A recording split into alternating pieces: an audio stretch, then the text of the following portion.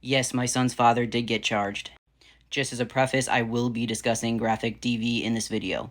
So he didn't get charged with any of the instances that I mentioned in the last video that this comment is from, but he did get charged with assaulting me. He ended up getting, I think, maybe a suspended sentence or something, and I still went back. I went back so many times. I literally, like, every time I came back to him, I would pray to God, like, please just let him change this time. And if he does it again, I promise I won't go back. I really, that will be it. I won't go back. And one of the most, like, just belittling moments I remember was when I just said to myself, there's no point in praying anymore because you're lying. You're going to go back. If he does it again, you're going to go back. You will. So you can pretty much tell just by looking at me, I do not have many regrets.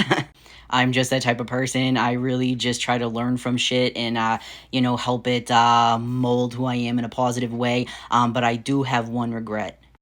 One of the most brutal attacks, or the most, I should say, it happened from a stoplight to a local Rite Aid on a main road. And a Good Samaritan, who I still don't know who they are, but maybe if they see this, I don't know, maybe they'll know. I live in New Hampshire, if you see this. Okay, but a Good Samaritan ended up seeing me try to jump out of the car. I won't go into, like, a lot of graphic details, but I was trying to escape the car. They saw me try to get out, and so they started following the car, and they saw like the attack take place in the Rite Aid parking lot. And so they were on the phone with police as they were following us. The police got there. They told me, listen, you need to press charges. He's not going to change. Just press charges. We have it on footage. It's on surveillance. Come on. And I didn't press charges. That is one regret I still have. Even with him dead, I still have that regret. This is the first time I'm publicly saying this. I try to be very respectful, but it's something that, pretty much everyone around me, it's an accepted fact that my son's father's death, unfortunately, was probably one of the safest things that could have happened for my son. And us, Eli and I, with Roman in the car, were ran off the fucking road. There's so much. There's so much.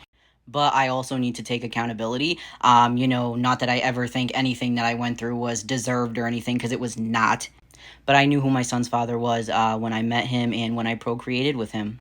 I was deep in my disease at the time as well, and, I knew his family. It was a comfortable place to be because I could engage in my disease. I could do whatever I wanted. There were no consequences. I didn't listen to any warnings. I didn't listen to any of his past victims because I just wanted to do what I wanted to do.